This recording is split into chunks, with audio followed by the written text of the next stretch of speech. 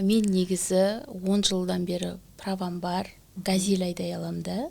ВЦ категориям бар. Қытай Қытай андай мындай дейміз ғой. Бірақ Қытайдың адамдары өте адамгершілігі күшті адамдар екен. Біздің уже самолетіміз кетіп қалған, барсақ.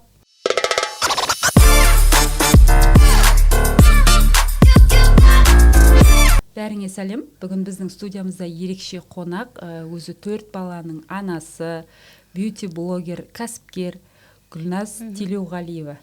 Бірақ Гүлназды барлығы әдемі ару деп біледі. Негізі Гүлназдың аты Гүлназ. Қош келдің, Гүлназ, біздің студиямызға. Әдемі ару, тағы не деп айтайын, бьюти-блогер, деловая. В общем, Гүлназдың уақыты жоқ. Өте уақыты жоқ адам екенсіз, тығыз. Біздің сізбен сұхбаттасам дегенімізге бір жарты жылдан асты. Жарты жылдың ішінде қоғамда, Қазақстан өзінде көп жаңалықтар орын алды. Жалпы неге сондай уақытыңыз тығыз? Білмеймін, енді өзім сол саланы таңдап алғасын. Отбасымда бар, жұмысымда бар, бизнесте бар, достарыммен де араласу бар. Соның бәрі уақытымды алып, бәрі былай белгіленіп тұрады. Содан кішкене кездесе алмай қалып жатырмын сізбен. Гүлназ графикпен жүретін адам. Иә. Жалпы негізі бізде мынандай ғой, қоғамда көп балалы ана десе, стереотип бар да, андай картоптың бағасы өсіп жатыр, тағы не енді, нанның бағасы қымбаттап кетті деп митингке шығып отырған, сондай адамдарды елестетеді көбіне де, көп балалы ана. Ал Гүлназ, біздің қазіргі кейіпкеріміз, біздің студиямыздың қонағы, бұл стереотипті бұзушы. Гүлназ ол независимый, тәуелсіз адам. Жалпы басқа емес, мысалға люкс косметикадан іс бастауыңа не себеп болды? Бірден іске көшіп осы бизнес жағын сұрап алайын. Сосын басқа сұрақтар. Негізі мен жас кезімде бьюти консультант болғанмын. Жас кезімде бьюти консультант. Сол арманым 10 жыл, 15 жыл ғой, енді 15 жылдағы арманым қазір орындалды десем де болады. Оның бәрі декретте отырғаннан басталып, идеяның бәрі сол кезде басталады ғой енді. Әрбір нәрсені жасап көрдім. Өзімнің осы сол бұрын жасап кеткен мамандығым бойынша сол болды менің қазіргі бизнеске келуіме. Сол косметика саласы, қыздардың әдемілігі, мен косметика сатпас бұрын карантин кезі болды ғой. Ол кезде Инстаграм бастап, ашып, жүргізгем. Сол кезден қыздарға марафон жасағанмын. Бет күтімі жайында, өзім бұрын бьюти консультант болып, не жасадым, қалай жасау керек, соның бәрін марафон қылып ұйымдастырған болатынмын. Бір айда 100 қыз қатысатын болды. Күнделікті бет күтімінен бөлек, басқа да жалпы күтімдерді ерінеді ғой қыздар, еріншек. Соны қарап, қадағалап отырады біреу керек болды. Соның бәрін мен жасап, шығарып, марафон ұйымдастырып, одан кейін косметикаға көшіп, тек қана қымбат косметика сатамын деп, соған келген. Барлығы сататын косметиканы сатқан жоқпын. Оның қазіргі гүлденуі, оның қазіргі адамдарға таныстырылуы менің тұрақтылығым деп ойлаймын. Ең басты, кішкентай қадамдардан бастадыңыз. Үлкен косметиканы бастадыңыз бизнесті. Сол кездегі қадамдарды айтып кетсеңіз, қалай болды? Мен үйде отырып бастағанмын. Бір коробка косметиканы, ол кезде мына Инстаграм енді дамып жатыр, бәрі қарсы болды бас кезінде енді. Үйдегілер. Ата-енемен тұрам, 4 балам бар, жолдасым бәрі, телефоннан не істейсің деп, бірақ мен тыңдамай соны жасадым. Инстаграмды жүргіздім, тұрақты жүргізуді үйрендім, одан кейін косметика, бір коробка косметика елема, тек қана сторис арқылы 2 саатта сатып тастайтын болдым. Содан ары қарай кетті, ол тек қана Атырау емес, барлық қалалар, райондар, үйіңнің адресін айтшы деп келіп тұратын болды. Солай үлкейіп, содан кейін дүкендер аштым, сөйтіп кетті. Жақында екінші дүкен аштыңыз, 6 ай босқа күтпеген сияқты. Ол менде екінші дүкен болғанда, ол менде франшиза. Патент алдым, бұл өзімнің логотипімді, куәлігімді заңдастырып, патент алғаннан кейін люкс косметиканы көбі танымайды, кішкентай ғой, себебі өте кішкентай, мынау не көзге тамызатын ба деп шошып кетеді қыздар. Қазір үйренді. Одан кейін осы Атыраудан бір ғана тек партнер керек деп сол саттым, франшизаны тек қана атымды саттым. Көп миллиондарға айтып қояйын. Одан кейін енді райондарға сатамын деп отырмын. Дұрыс, жоспарыңыз оңынан болсын. Сол бизнестен бастап жатыр ғой. Басында сіз сатып бастаған кезде, ой, мына қыздың қолы қымбат, қоя қойшы осы деген сияқты бір комментарийлер болсын, сондай әңгімелер болып, сіз бір тастай қояйыншы, жақсы деген сияқты бір берілген кездер болды ма? Негізі қымбат, кішкентай дейді да, кішкентай ол қымбат деп. Бірақ айтамын, сен сол қымбатқа лайықтысың. Любой үлкен косметиканы алып, қыздар андай тастап кетеді, до конца оны жеткізбейді. Ал мынау кішкентай ғой, әсері де тез болады. Сондықтан проба жасап көріңіз деп. Менде сразу үлкен емес, кішкентайдан бастап, пробниктардан бастап. Если бармай қалса, ол адам бетіне кері басқасына ауыстырып, кері байланыспен жұмыс жасаймын. До конца бәрінің артында как куратор сияқты жүретін. Кеште жазам, бетіңе жақтыңыз ба, бүгін не істедіңіз, қай жерден бастадыңыз деп, любой адамды бәріне жазам, ерінбей сол. Сол тұрақтылығымның арқасында деп ойлаймын. Жазып отыруға қанша уақыт кетеді? Кері байланыс отыруға күнделікті? Күнделікті, бүгін мысалы бір 10 адам алса, 10 адамға бір сағатымды бөлем, кешке жазып, жауап алғанша жазып шығам сол. Бағалау керек. Бәріңізді контроль жасап отыр, ешкімге жалқау болуға болмайды Гүлназдың қасында. Жалпы мына Атыраудың өзіміздің ауа райымызда бізде жел, ыстық, құрғақшылық, осындай ауа райында қандай брендтерді сіз ұсынған болар едіңіз? Енді біз кішкене бүгін бьюти индустрияны да қозғаймыз. Бізде Атырауда енді желі, күні, тек қана SPF 50-ден төмен болмау керек деп кеңес берем қыздарға. Өзім тек қана сол 50-ден бастап сатам SPF кремдер. Сосын мендегі SPF кремдер қайталап жағуды қажет етпейтін, құрамы бәрі таза, сондай шөптерден жасалған, люкс болғандықтан бағасына әрбір тиынына сай келетін кремдер сататын болғасын. Брендтерді атап кетіңіз. Брендтер Сульвасу, Охи, Сумуты-7, Хистриофу, көп жерде оны білмейді, бірақ енді қазір үйренді, қыздар білет бәрін. Өте жақсы. Оның бәрі Инстаграмның арқасы деп айта аламын. Молодец, Инстаграмда орнымен қолданып жүрген. Күнделікті тұрақтылық Инстаграмнан айта берген сайын адам үйреніп, уже қыздар даже оны жағып көрді қазірдің өзінде. Неге әдемі ару? Мен енді есім Гүлназ болғандықтан, сол карантин кезінде бәрі да, мына Қазақстанның бір блогерлері болды сол кезде. Мен деген визажисттары, солармен тоже блог бастап жүргенде әдемі ару деп жаздым да, жай өзімнің ойымнан.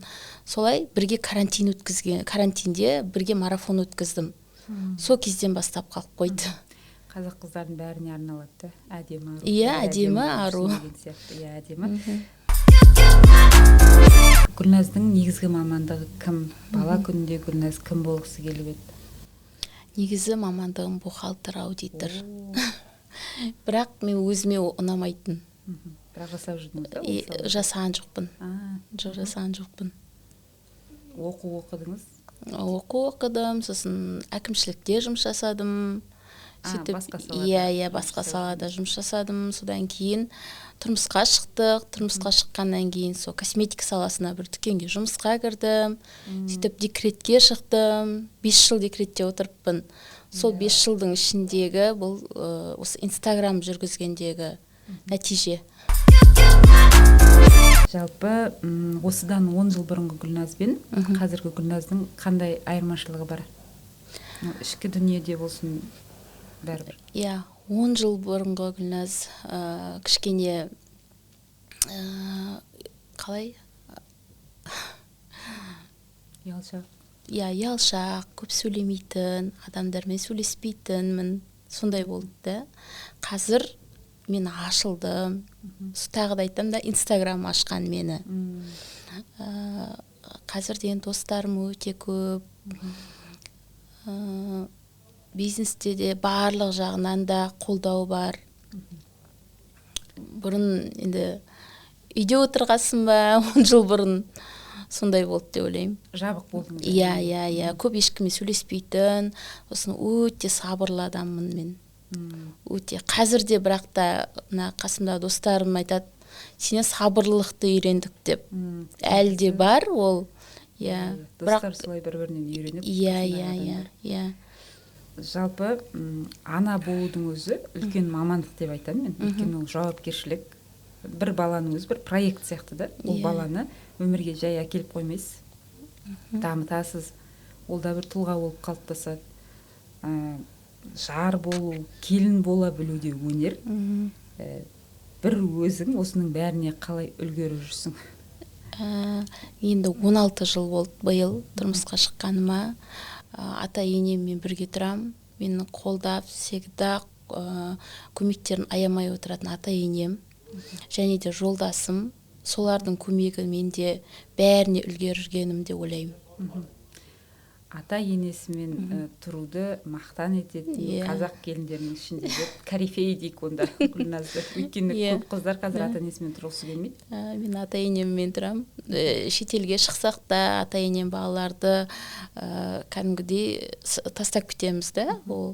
Өзім барлық шаруаларымды ысырып тастап, балаларымды ата-енем бәрін қарап отырады. Мен жолдасым үйде бір өзі.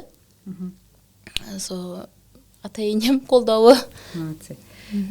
Жалпы үйдегі Гүлназ бен Инстаграмдағы Гүлназдың қандай айырмашылығы бар? Әлде жоқ па айырмашылығы? Үйдегі Гүлназ бен ондай қатты айырмашылығы жоқ деп ойлаймын. Қалай бар, солай көрсетем. Иә. Қалай бар, солай. Машина времени деп жатамын. Егер уақыт көлігіне мінетін бір мүмкіндік болса, Гүлназда бала Гүлназға не айтар едіңіз? Кездесіп қалсаңыз. 10 жастағы Гүлназбен кішкентай. Білмеймін даже. Сіз бірдеме нотация оқып кетпейсіз, ана мектепте жүргенде бүйтіп едің ғой, өйтпей деп. Сабақтан қашпа. Жоқ. Балалық шағым бәрі өте керемет өтті. Мектепте бұзық болған жоқ? Жоқ, ондай болған жоқпын. Пионерка болдыңыз да? Иә. Жақсы, жақында Таиландқа барып келдіңіз. Сізбен бірге стористарыңызды қарап, бізде Таиландты көріп келгендей болдық. Жалпы сол елден қандай бір ерекше оқиғалар есте қалды, және бір қандай инсайттар алып келдіңіз? Инсайттар дегенде мен осы косметика бизнесінде 1 жылдың ішінде 7 елге шығыппын. Негізі Таиландтан бөлек осы 2024-те түсіме еніп көрмеген Гонконгке де барыппын.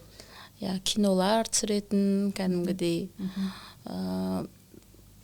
Бір елге барсам бір кітап оқығанмен тең дейді ғой. Неше түрлі идеялар келіп маған. Кейбір осы бьюти сферама қатысты өзіме инсайттар алып келдім. Оның біреуін жасадым. Менде қазір дүкенінде диагностика аппарат бар. Қытайға бардым одан. Әр әйел маған уход алғанда диагностика түсіреміз. Потом мына уходты жинап берем ба сізге.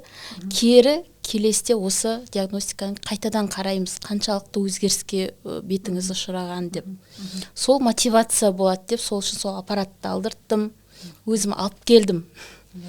Қытайдан кішкене қалып қоя жаздап, самолеттен сондай қызық оқиғалар болып. Үлгердіңіз бе? Біздер кетіп қалыпты. Қайта Қытай андай мындай дейміз ғой. Бірақ Қытайдың адамдары өте адамгершілігі күшті адамдар екен. Біздің уже самолетіміз кетіп қалған барсақ, сол келесі басқа авиалинияның сол уақыт бойынша алып берді де, сол билетімізбен отырғызып жіберді. қандай керемет. Иә, соған риза болып өзіміз кәдімгідей былай арыстанға алтын сырға олар бетшіні қалдырып кетеді ғой. Иә. Мына прямо 1 сағат кешігіп қалғанбыз ғой, білмей қалғанбыз, ерте кетіп қалған. Сонда бұл жерде кінә авиалиниядан да? Иә, бізге айтқан, бірақ өзіміз көрмей қалғанбыз ғой. Негізі өзімізде де бар ғой. Бірақ бізді кәдімгідей адамгершілігі бар, сондай адамдар екен. Олар андай-мындай деп айтамыз ғой. Көрмегесін. Иә, кәдімгідей сол кезде жақсы адамдар бар екен ғой жанымызда деп. Солай негізі айтады, адамның қасына өзінің ішкі әлеміндегі зеркалить ететін адамдар кездеседі деп. Ол яғни өзіңіздің жақсылығыңыз, біреулерге жасаған қайырымдылықтарыңыз деп ойлаймын. Мүмкін. Өйткені бұндай жағдайды мен бірінші рет естіп өттім шыны керек. Басқа авиалинияға отырғызды сол билетпен дегенді. Қаншама жерден болып жүрмін, мен даже өзімде кешігіп жүрдім талай Fly Арыстанда, Эйр Астанаға. Бірақ менде ешқайсында да ондай болған жоқ. Өзіміз де сенбей кәдімгідей соған рахмет айтып, алғысымызды айтып, кәдімгідей солай келгенбіз, есте қалар. Психологиямен айналысасыз ба? Өзіңізді дамытумен? Өзімді дамытумен айналсам, қазір осы 2025-тен бастап рухани жағынан көбірек дамуды қалап жүрмін. Көбіне сабақтар алып, алдағы уақытта тағы да басқа мамандыққа да бетім бұрып жатырмын. Косметикадан бөлек. Құпия болмаса, бізде айтып кетсеңіз. Алдағы уақытта айтармын. Апа, кітаптар оқисыз ба? Иә, кітаптар оқимын. Қандай кітаптар оқисыз? Қандай кітаптарға кеңес бересіз қыздарға оқуға? Көбінесе орысша ғой. Жоқ, орысша болса да. Нежность деген кітап оқыппын соңғы уақытта. Одан кейін оқуға уақыт жоқ. Әйел адамдарға қатысты да? Иә, әйел адамдарға қатысты. Жаңа осы бренд арқылы үлкен жетістіктерге жеттім деп жатырсыз. Жаңа бір сөзіңді айтып қалдың өзің. Алматыға ма жақында көрмеге барам деп. Сол туралы айтып кетсең. Жыл сайын былтыр осы марттың кезінде достарыммен Бакуге кеткенбіз, қыздармен, тек қана қыздармен. Сол кезде маған сообщение келеді, выставкаға сіз шақырайын деп едік деп. Ол международный выставка, Кореяның, Японияның барлық косметикаларын өздерін танытып, брендтер келеді. Жылына бір рет. Соған шақыртып алды, былтыр бардым, көрейін, не бар екен деп. Биыл тағы да шақыртып алып жатырмын, майда. Сол мен екінші партнерім бар ғой, оған да ұсыныс тастадым, бірге барайық, көрейік деп. Жаңа серіктестік, жаңа таныстық бұл жерде де. Айтпақшы, гүл құтты болсын. Рахмет. Салоннан алған. Ол көп балалы аналардың арасында, өйткені бұндай жетістіктер аз да. Сондықтан аналарға үлгі болып жүрсіз. Енді көлікке алғаш мінгендегі ощущение дейміз ғой орысша, қазақша сезім, көңіл күйіңіз қалай болды? Қызықтар болды ма? Мен негізі 10 жылдан бері правам бар, газель айдай алам да. ВЦ категориям бар. Айып еместегі ашылған құпия дейсің. Газель жүргізіп көрдіңіз бе? Жүргізе алам, бар үйде. Бірақ қаланың ішіне жеңіл машина жүргізіп көрмегенмін. Содан кішкене қорқынышым болды. Сол қорқынышымды жеңу үшін көлік алдым.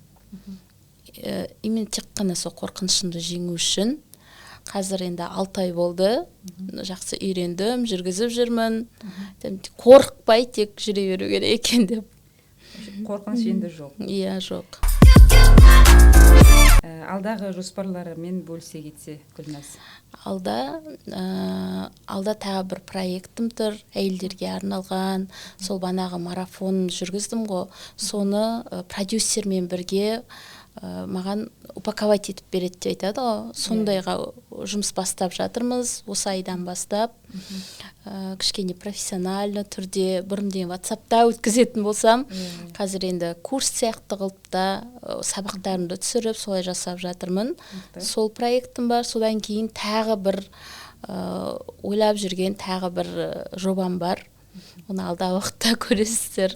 Хорошо. Жалпы өзін іздеп жүрген немесе өзін бір жаңаша деңгейде көргісі келетін қыз келіншектерге не айтар едіңіз? Өзін өзі жақсы көр деп айтар едім. Әйелдер қазір өзін жақсы көрмейді. Өзіне 5 минутын арнай алмайды. Соңында баласына, ер адамына уақытын бөледі де, ал өзіне келгенде оны деген қимай қалады. Соны ең бірінші әйел өзіне арнасын деп ойлаймын. Арнаса екен деп. Күнде кешке жоқ мен талып баратырмын деп жата қалатын әйелдер бар. Күнде кеште сториста уход күнделік күтім жасадың ба, бетіңді жудың ба деп ұмытпай сұрап тұрам. Оған да үйренген. Неге кеше сұрамай қалдың, кеше бет жумай қалдық деп жазатында да бар. Сол әйелдерге айтарым, тек еріншек болмау. Өзіне 5 минутын арнау болды, сол әдет болып кетеді деп ойлаймын. Жаңағы енді әйел адамдарға не айтасыз деп айтып жатырмын, бірақ сонда да Гүлназдың жалпы өзінің подписчиктері білмейтін, құрбылары, достары білмейтін бір құпиясы бар ма? Немесе бір ерекше өзінің бір таланты бар ма? Қызығушылығыңыз бар ма? Сонда айта кетсеңіз. Сол қызығушылығым осы жаңа жылдан кейін басталды. Бір сала бойынша қазір көп миллиондарымды соған салып оқуына бастадым. Алдағы уақытта келгенде білет деп ойлаймын. Гүлназ құпия. Иә. Мега құпия. Бізде екінші кезең бар. Қазір мен сізге бір фотосуреттер берем. Сол фотосуреттерді өзіңізбен байланыстырып, жаңа суреттердің барлығы бір-бірімен байланысты болу керек. Бір оқиға құрастырып берсеңіз, оны 40 өтір, 40 мысал, немесе шынайы әңгіме деп те айтуға болады. Оны өзіңіз шешесіз. Әдемі ару десе, косметика елестейді. Иә. Бастаймыз ба? Оқиғаңызды бастаңыз. Косметика, мен көбінесе енді косметикадан бөлек күтім жағына жақсы көрем. Сосын тағы бір менің көп еститін сұрақтарым бар. Көзіңді не қараға бояп жүресің деген. Сол есіме келіп тұр. Өзіме ұнайды деңіз. Иә, өзіме ұнайды. Ол уже көп жылдан бері, мен студент кезімнен бергі ол сондай. Бұнда ренжімеңдер. Иә. Қараға бояй керек. Иә. Сол сұрақ көп келеді маған. Так, мынандай бір оқымысты ешкі бар бізде.